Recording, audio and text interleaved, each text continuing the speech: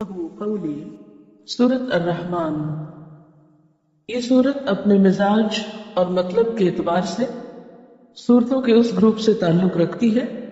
جو مکی زندگی کے اس دور میں نازل ہوئی جب آپ صلی اللہ علیہ وسلم کی تکذیب اور مخالفت جوش پر تھی، اور وہ آپ سے بار بار اس بات کا مطالبہ کر رہے تھے، یعنی آپ کے دشمن، کہ انہیں کوئی نشانی دکھائی جائے،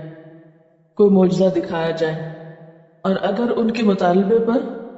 معجزہ یا عذاب نہیں آتا تو پھر وہ محمد صلی اللہ علیہ وسلم کی دعوت کو نہیں مانیں گے، اور اگر دنیا میں عذاب نہیں آتا تو اس کا مطلب یہ ہے کہ آخرت میں بھی نہیں آنے والا۔ اس کانٹیکسٹ میں یہ سورت نازل ہوئی۔ اس سورت میں ایک آیت فَبِأَيِّ آلَاءِ رَبِّكُمَا تُكَذِّبَانِ کی بار بار تکرار ہوئی، تو یوں لگتا ہے کہ جیسے مخالفین اپنی ضد میں مبتلا تھے، تو اللہ سبحانہ وتعالیٰ کی طرف سے بھی جو کلام آیا اس میں ان کے جواب میں مختلف آیات کو بار بار دہرا کر ان کی ضد کو ختم کیا گیا۔ کسی بھی بات کو بار بار کرنے کا مطلب کیا ہے کہ مخاطب کو وہ حقیقت اچھی طرح سمجھا دی جائے، اس چیز کی طرف توجہ دلائی جائے جس کی طرف وہ توجہ نہ دینا چاہتا ہو۔ قرآن پاک کا یہی انداز دراصل ایک مؤثر انداز ہے کہ وہ مخاطب کے مزاج کو سامنے رکھ کر بات کرتا ہے۔ مخاطب اگر ضد میں مبتلا ہے تو اس کی سوچ کی اصلاح کے لیے ایسا انداز اور اسلوب اختیار کیا گیا ہے کہ وہ سوچنے پر مجبور ہو جائے۔ پچھلی صورت میں بار بار وَلَقَدْ يَسَّرْنَا الْقُرْآنَ لِلذِّكْرِ کی بات ہوئی، اور یہاں کلام کے آغاز میں ہی فرمایا بسم اللہ الرحمن الرحیم، الرحمن علم القرآن، رحمان اس نے قرآن کی تعلیم دی۔ اس صورت میں اللہ سبحانہ وتعالیٰ کی بہت سی نعمتوں کا ذکر کیا گیا ہے، اور پھر ان نعمتوں کا احساس بھی دلایا گیا سوالیہ انداز میں فَبِأَيِّ آلَاءِ رَبِّكُمَا تُكَذِّبَانِ کہہ کر کہ تم اپنے رب کی کن کن نعمتوں کو جھٹلاؤ گے۔ حقیقت یہ ہے کہ انسان کو جتنی بھی نعمتیں ملی ہیں ان سب میں بہترین نعمت، اعلیٰ ترین نعمت، اور وہ نعمت جس کا سب سے پہلے ذکر کیا گیا وہ ہے قرآن کی نعمت۔ ساری دنیا کی نعمتیں ایک طرف اور قرآن کی نعمت ایک طرف۔ هُوَ خَيْرٌ مِّمَّا يَجْمَعُونَ، وہ بہتر ہے ہر اس چیز سے جسے لوگ جمع کر رہے ہیں، اور یہ اللہ تعالیٰ کی رحمت کا نتیجہ ہے کہ مخالفین عذاب مانگ رہے ہیں اور اللہ تعالیٰ جواب میں اپنی رحمت کے طور پر ان کی اصلاح کے لیے قرآن بھیج رہا ہے۔ الرحمن بے حد مہربان، بہت مہربان، علم القرآن اس نے تعلیم دی ہے قرآن کی، اس نے سکھایا ہے قرآن۔ اہل مکہ کہتے تھے کہ یہ قرآن کسی انسان نے یا کسی جن نے آپ کو القاء کیا ہے، یا آپ نے خود لکھ لیا ہے، یا کوئی اجمی غلام آپ کو اس کی تعلیم دیتا ہے، یا کچھ اور لوگوں کا خیال ہے کہ اہل کتاب کے علماء سے آپ نے شاید کچھ سیکھ لیا۔ فرمایا نہیں، کسی سے بھی کچھ نہیں سیکھا۔ علم القرآن، یہ قرآن رحمان کی تعلیم ہے، رحمان نے سکھایا ہے۔ اللہ تعالیٰ نے اسے نبی صلی اللہ علیہ وسلم کو سکھایا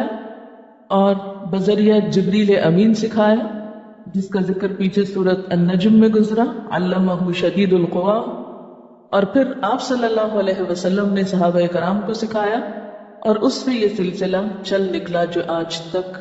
باقی ہے اللہ کے فضل سے۔ تو قرآن کی تعلیم دینا ایک بہت اعلیٰ درجے کا کام ہے جسے رحمان نے اپنی طرف منسوب کیا ہے۔ الرحمن علم القرآن، اللہ تعالیٰ کی صفات میں سے بہترین صفت اس کی صفت رحمت ہے، اور اس میں بھی مبالغے کا صیغہ رحمان ہے، تو یہ اس کی رحمت ہے کہ اس نے اس کی تعلیم دی۔ اسی لیے بندوں میں سے بھی بہترین ان کو قرار دیا گیا جو قرآن سیکھیں یا سکھائیں۔ گویا جو شخص یہ چاہتا ہو کہ اس پر اللہ کی رحمت نچھاور کی جائے، اللہ تعالیٰ کی رحمتوں کو پائے، اس کے لیے پھر اس کے سوا کوئی راستہ نہیں کہ اس قرآن کو سیکھے اور سکھائے یا اس کو لوگوں تک پہنچانے کے لیے کوشش کرے۔ اور یہ حقیقت ہے کہ جو شخص بھی اپنی زندگی، اپنے وقت، اپنے مال، اپنی صلاحیتوں کا کچھ حصہ بھی